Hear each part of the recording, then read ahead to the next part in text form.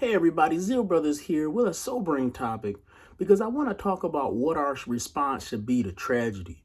And I'm saying this especially in light of the Waukesha massacre.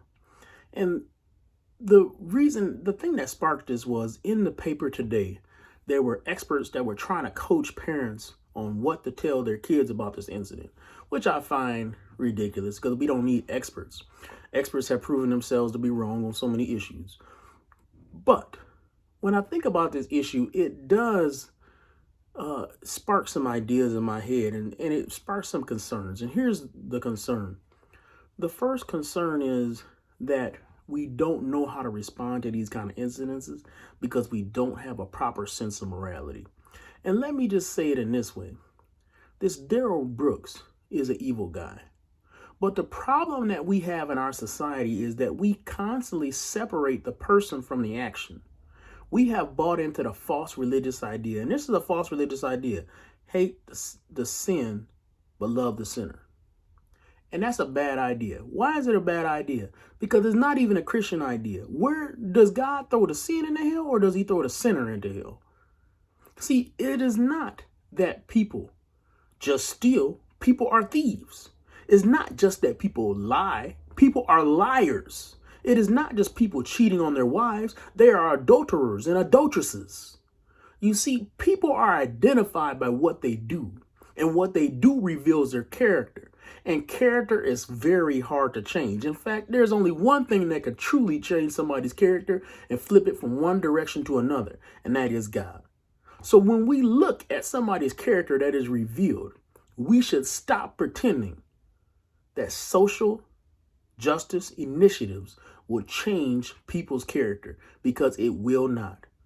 See, people's actions declare what their character is. And if they reveal what their character is, we got to stop joking around with it. Stop playing games with it. That's the problem that I got with a lot of people. People play too many games. A lot of people out there, they playing games with social justice. They're playing games with the criminal justice. And the problem is, good people let their heartstrings get pulled into this. You see, good people think that they're being Christian by showing mercy, when in reality, you should be practicing your discernment to tell what is good and evil. So you can look at somebody like this and see the reality of who they really are. And stop playing games with these people. Stop giving them other chances to victimize somebody else. Somebody who thought that they were good let this guy out on bail on Friday before he massacred people on Sunday. And the problem is, somebody who did that probably thought they were doing the Christian thing to do. And you got to ask yourself, if that's the Christian thing to do, why doesn't God do that to people when they come in front of him in court? Does God let people off? You see, here's the funny thing about God. God doesn't let anybody off. And you may say to me, well, Brian, what about the people that are saved? Even them, he doesn't let off. There is no sin that's swept under the rug. If there is a sin, it must be paid for. And the problem that we have in our society is that we think because we have so much mercy, we can overwhelm a person's character and they don't have to pay for what they've done. And really what we've done is we've put a Band-Aid on somebody who's got cancer. And you might feel better putting that Band-Aid on. And ultimately what we've done is we've selfishly focused on how we feel when we give mercy to somebody, instead of reflecting on the reality of the fact that by showing what we think of as mercy, which is not mercy, it's just naivety, but showing what we think of as mercy, we open other people up to be victimized. It is no different than knowing your uncle is a pervert and not saying anything, and then he molests another kid. It is no different from seeing somebody prepare a murder weapon, showing mercy, and then praying for the victims after they get shot. It is no different than that. Pretending to be religious when you had a chance to stop somebody is itself a mistake. What you should be doing is praying for forgiveness and pray that God will give you the eyes to see things differently next time. So you should learn. And the problem is, a lot of people are not learning. Now, here's another reflection that we should have based on this situation.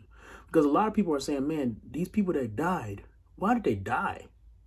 And Jesus had a good response to this. And he said, Do you think the people that died, see, there was an incident that happened where a tower fell and some people died in Jerusalem. And he said the people that were in that tower, you think they were worse than anybody else?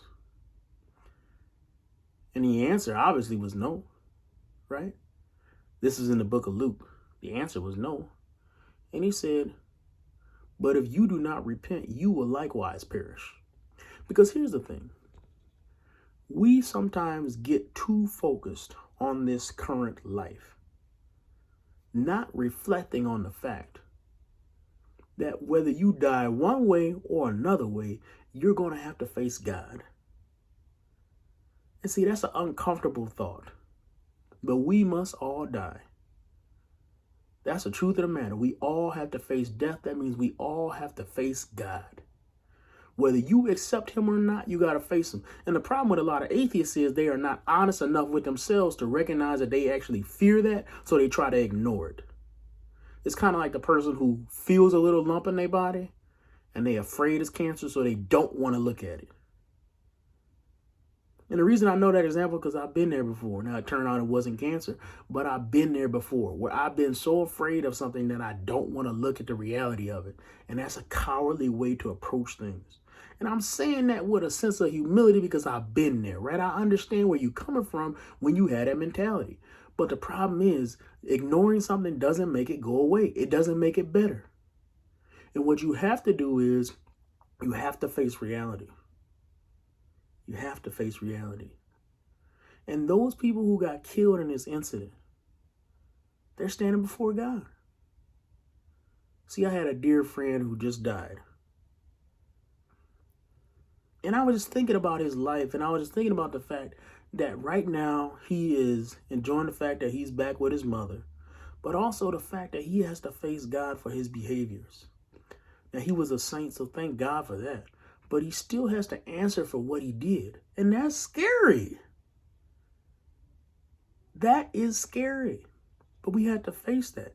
And I think if we kept that before our minds, we would change our behavior. So let's use this as an example. These people didn't die because they were any worse than anybody else. This was not a judgment of God in that sense. It might be a judgment on our society because of our own stupidity, but it is not a judgment on these individual people. They didn't do anything wrong other than anybody else. But just as they are facing God, so will we. And just like them, when we do face God, it's going to seem like a surprise to us. Because nobody ever expects death to come that instant. Very few people do. Very few people just expect it. Now, my grandfather did. He told my grandmother, he said, I'm dying. I will die. You need to let me go. Some people know. But it is rare. And there's a lot of us who will face death and not recognize when it is coming. And because of that, we had to be real with ourselves now because we're going to slam into that reality at some point. And whether what brings us into death is an SUV or just being surrounded in a hospital bed by our grandkids, we will face death. So be honest with yourself and get right with God now. Because if you don't get right with him now, when you face him, don't expect him to let you off. He does not have the simplistic justice that you and I pretend to do when we have so-called mercy.